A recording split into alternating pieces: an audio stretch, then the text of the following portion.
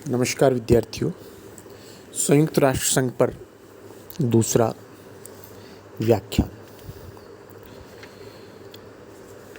कल हमने पहला व्याख्यान प्रारंभ किया था संयुक्त राष्ट्र संघ पे, और संयुक्त राष्ट्र संघ की पृष्ठभूमि में जो सम्मेलन हुए, 1941 में लंदन का सम्मेलन हुआ, एटलांटिक चार्टर, रूजवेल्ट और चर्चिल की जो मीटिंग हुई, अटलांटिक महासागर, 24 अगस्त 1941 को। उसके बाद में वाशिंगटन में एक सम्मेलन हुआ जिसको संयुक्त राष्ट्रों की घोषणा कहा गया 1942 में। 1943 में मॉस्को सम्मेलन हुआ 30 अक्टूबर को। फिर 1943 में 1 दिसंबर को तेहरान सम्मेलन हुआ, ईरान की राजधानी तेहरान में।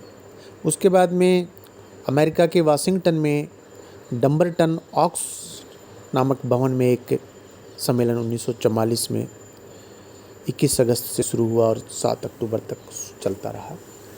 और फिर अमेरिका के सैन फ्रांसिस्को में 1945 में इसका एक सम्मेलन बुलाया गया और चार्टर इसका बना, संविधान बना। अंततः 24 अक्टूबर 1945 को संयुक्त राष्ट्र संघ की स्थापना हुई। ये बातें विद्यार्थियों हमने कल की थी। संयुक्त राष्ट्र संघ के उद्देश्य भी किए थे, उसके जो सिद्धांत हैं, और संयुक्त राष्ट्र संघ की सदस्यता। आज हम करेंगे संयुक्त राष्ट्र संघ के अंग, मुख्य जो उसके अंग हैं, घटक हैं, शाखाएं हैं। ये कुल मिलाकर के 6 हैं। संयुक्त राष्ट्र संघ की जो धारा 7 है, धारा 7 के अनुसार इसके प्रमुख रूप से 6 अंग डिजाइन किए गए। पहला है महासभा, जिसको जनरल असेंबली भी कहते हैं। दूसरा है सुरक्षा परिषद। तीसरा आर्थिक एवं सामाजिक परिषद। चौथा अंतर्राष्ट्रीय न्यायालय। पांचवा संरक्षण परिषद। और 6 है सचिवालय। ये 6 संयुक्त राष्ट्र संघ के यूनाइटेड जो नेशंस ऑर्गेनाइजेशन है, यूएनओ, उसके 6 अंग। पहला डिटेल करते हैं, चर्चा करते हैं पहले पर। महासभा, जिसको जनरल असेंबली कहते हैं, यह संयुक्त राष्ट्र संघ की सबसे बड़ी केंद्रीय सभा है, और जितने भी देश सदस्य होते हैं संयुक्त राष्ट्र संघ के, वे सब इसके भी सदस्य होते हैं।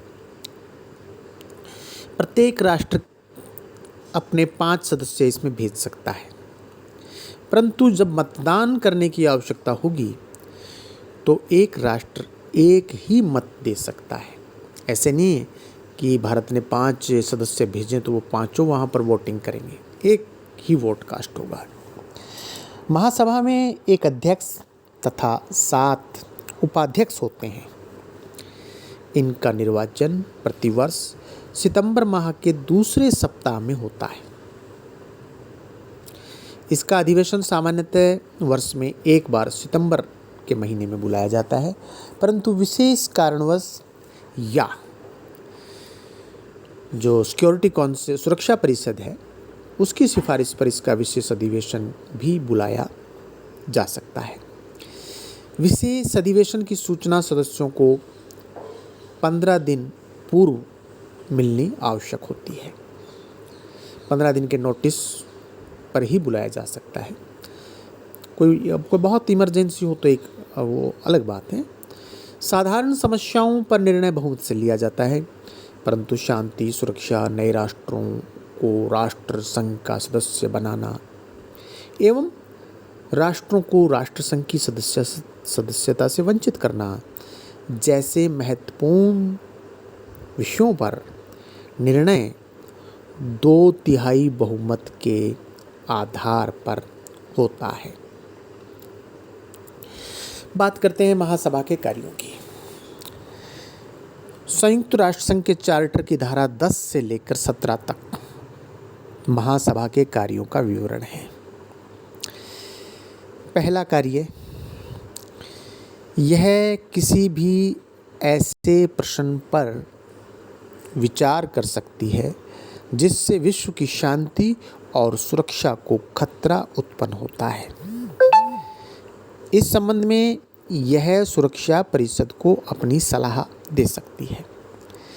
राष्ट्रों के आपसी विवादों का शांतिपूर्ण ढंग से हल कर सकती है। इसके अतिरिक्त निशस्त्रीकरण के लिए सिफारिश कर सकती है। परंतु जो प्रश्न सुरक्षा परिषद में विचारार्थ प्रस्तुत हो जाते हैं उन पर महासभा विचार नहीं कर सकती है, क्योंकि वो फिर उसके जुरिडिक्शन से बाहर हो जाते हैं, वो बड़ा मसला होता है। दूसरा, साधारणतः संयुक्त राष्ट्र संघ के जो कुछ जो पदाधिकारी हैं उनका चुनाव महासभा करती है। कौन से पदाधिकारी? सुरक्षा परिषद के जो अस्थायी देशों का निर्वाचन होता है वो महासभा की तरफ से होता है। इसके अतिरिक्त आर्थिक एवं सामाजिक परिषद के सदस्यों का चुनाव भी महासभा करती है। इसके अतिरिक्त अंतर्राष्ट्रीय न्यायालय के न्यायाधीशों की नियुक्ति भी महासभा करती है।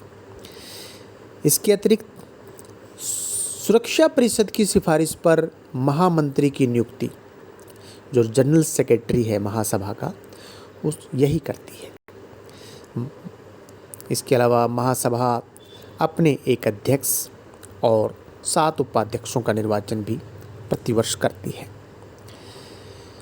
छठा है, संरक्षण परिषद के सदस्यों का निर्वाचन करती है। 7वां, नवीन राज्यों को सुरक्षा परिषद की सिफारिश पर 2/3 बहुमत से संघ की सदस्यता प्रदान करती है।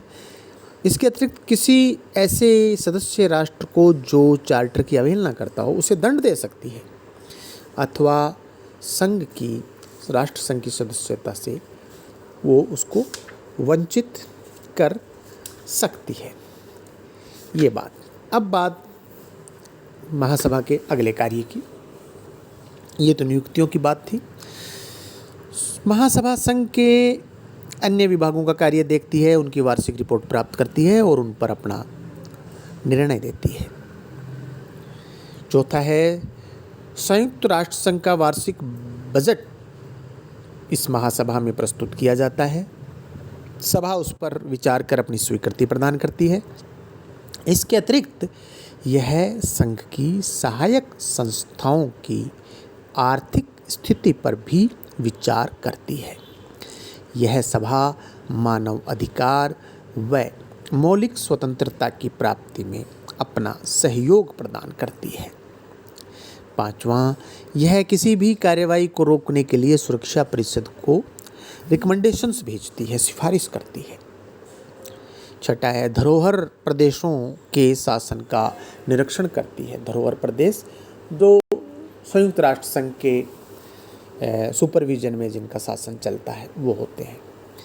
और अंतिम है विद्यार्थियों, सदस्य राष्ट्रों में अंतर्राष्ट्रीय सहयोग की भावना विकसित करती है। यह जो महासभा है ये अपना कार्य करने के लिए विभिन्न समितियां बनाती है। 6 समितियां हैं और उनके माध्यम से ये अपने दायित्वों का संचालन करती है। समितियां कौन कौन सी है? पहली समिति है राजनीतिक एवं सुरक्षा समिति। दूसरी समिति है आर्थिक एवं वित्तीय समिति। तीसरी सामाजिक एवं सांस्कृतिक। चौथी संरक्षण समिति। 5वीं प्रशासन एवं बजट समिति। और जो छठी जो समिति है वो है कानून समिति। यह सभा अंग्रेजी जो लैंग्वेजेस की हम बात करें, चीनी, फ्रेंच, रशियन और स्पेनिश में अपना कार्य करती है। साधारण सभा सुरक्षा परिषद की समस्या पर बिना उसकी सहमति के विचार नहीं कर सकती है। तो ये बात रही जनरल असेंबली की। अब हम बात करते हैं सुरक्षा परिषद की। सुरक्षा परिषद संयुक्त राष्ट्र संघ का सबसे जो है महत्वपूर्ण और शक्तिशाली उसकी उसकी एक बॉडी है, उसका एक अंग है। इसमें 5 स्थायी सदस्य होते हैं और 10 अस्थायी। स्थायी सदस्य हैं इंग्लैंड, अमेरिका, रूस, फ्रांस और चीन। अस्थायी सदस्यों का चुनाव महासभा के सदस्यों में प्रति 2 वर्ष के लिए महासभा द्वारा किया जाता है। अवधि समाप्त होने पर किसी सदस्य को तुरंत चुनाव के लिए अपना दावा करने का अधिकार नहीं होता है। यानी कोई भी जो एक देश है वो लगातार 2 टर्म्स में इसका सदस्य नहीं रह सकता है। परिषद के 5 जो स्थायी देश हैं, अमेरिका, रूस, इंग्लैंड, फ्रांस और चीन, इनको वीटो पावर है, जिसके कारण ये 5 स्थायी देश विश्व की महाशक्तियाँ मानी जाती हैं। सुरक्षा परिषद अंतर्राष्ट्रीय शांति और सुरक्षा को बनाए रखने का कार्य करती है। इसकी बैठक महीने में 2 बार होती है। अपनी सुविधा अनुसार परिषद बैठक कभी भी बुला सकता है, कहीं भी बुला सकता है।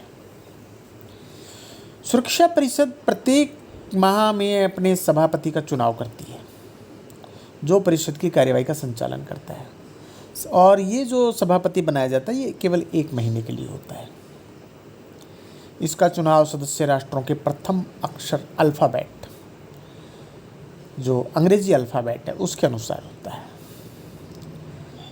इससे परिषद के प्रत्येक सदस्य को सभापति बनने का अवसर प्राप्त होता है। परिषद के सदस्य राष्ट्रों का एक प्रतिनिधि संयुक्त राष्ट्र संघ के मुख्यालय पर रहता है, ताकि कभी भी आवश्यक बैठक बुलाई जाने पर उसमें पार्टिसिपेट हो सके। यह संस्था संयुक्त राष्ट्र संघ की सबसे ताकतवर, शक्तिशाली, महत्वपूर्ण संस्था है। अब हम बात करते हैं सुरक्षा परिषद के कार्यों की। संयुक्त राष्ट्र संघ के चार्टर की धारा 23 से 32 तक सुरक्षा परिषद में संगठन, उसके जो कार्य हैं, अधिकार हैं, मतदान पद्धति, इनका वर्णन है।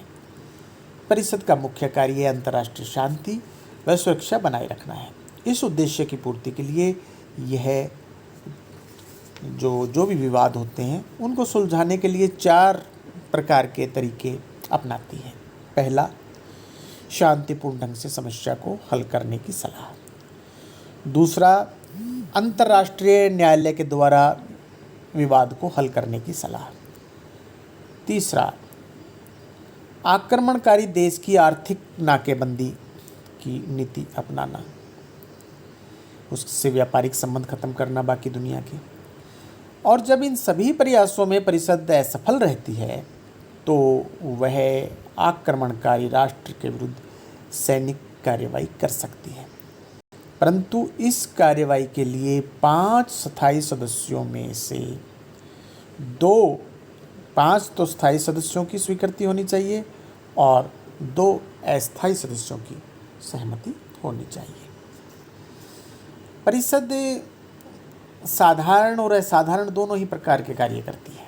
सुरक्षा परिषद का कार्यक्रम स्थान एवं समय से संबंधित साधारण प्रश्नों पर 9 सदस्यों का समर्थन प्राप्त होने पर निर्णय लिया जाता है। परंतु शांति एवं सुरक्षा जैसे असाधारण विषयों पर 5 स्थायी देशों का यस पॉजिटिव स्वीकार मत मिलना आवश्यक है। यदि कोई भी स्थायी सदस्य प्रस्ताव के विरोध में मतदान करता है तो वह प्रस्ताव अस्वीकृत हो जाता है। यही वीटो, जिसको हिंदी में हम कहते हैं निषेधाधिकार, इसको ही वीटो कहते हैं।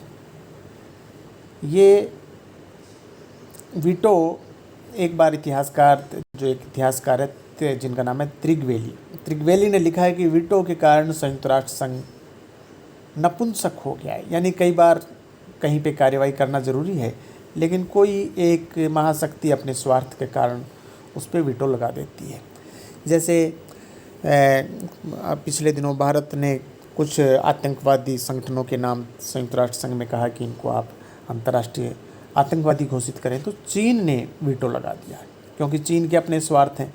उसको पाकिस्तान की दोस्ती भली लगती है, उसके आर्थिक हित है वहाँ पर, तो ये कई बार इसका बहुत नुकसान है। और इसीलिए वीटो के बारे में कई बार चर्चा होती है, क्योंकि इसके कारण अच्छे कार्य भी कई बार रुकते हैं। महासभा की भांति सुरक्षा परिषद की अपनी विशेष बैठक बुलाने की उसकी अपनी पावर है। सुरक्षा परिषद संयुक्त राष्ट्र संघ के गैर सदस्य राष्ट्र को किसी भी झगड़े पर निर्णय के विषय में सलाह देने के लिए आमंत्रित कर सकती है। जैसा कि 1956 में कश्मीर के झगड़े के संबंध में भारत व पाकिस्तान दोनों देशों ने सुरक्षा परिषद की बैठक में भाग लिया था, परंतु उन्हें मत देने का अधिकार नहीं था। यदि हम सुरक्षा परिषद के कार्यों की बात करें तो वह एक तो यह किसी ऐसे विषय पर विचार कर सकती है जिससे विश्व शांति की सुरक्षा को खतरा उत्पन्न हो। दूसरा, शस्त्रीकरण की होड़, जो हथियार बनाते हैं, लोग खरीदते हैं, जमा करते हैं, उसको सीमित करने के लिए योजनाएं बनाती हैं। तीसरा, महासभा किसी भी नवीन देश को संघ की सदस्यता प्रदान करती है या सदस्यता समाप्त करती है तो उसमें सुरक्षा परिषद की सहमति आवश्यक होती है। चौथा, अंतर्राष्ट्रीय न्यायालयों के न्यायाधीशों की नियुक्ति भी महासभा सुरक्षा परिषद की सिफारिश पर ही करती है। पांचवा है, महामंत्री की नियुक्ति भी महासभा सुरक्षा परिषद के परामर्श से ही कर सकती है। छठा, परिषद अपने वार्षिक कार्यों की रिपोर्ट महासभा में प्रस्तुत करती है। महासभा में उस पर विचार और बहस भी होती है, परंतु किसी भी प्रकार का संशोधन महासभा नहीं कर सकती है।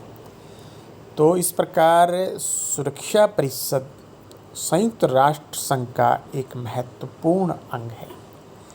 इतिहासकार E.P. चैज लिखते हैं कि सुरक्षा परिषद संयुक्त राष्ट्र संघ का हृदय है। संकट का समय हो या शांति का, संघ के दूसरे अंग कार्य कर रहे हों या नहीं कर रहे हों, वर्ष का कोई भी समय हो, सुरक्षा परिषद अपना कार्य करती रहती है। आज की व्याख्यान में इतना ही। शेष अगले व्याख्यान में। बहुत बहुत धन्यवाद।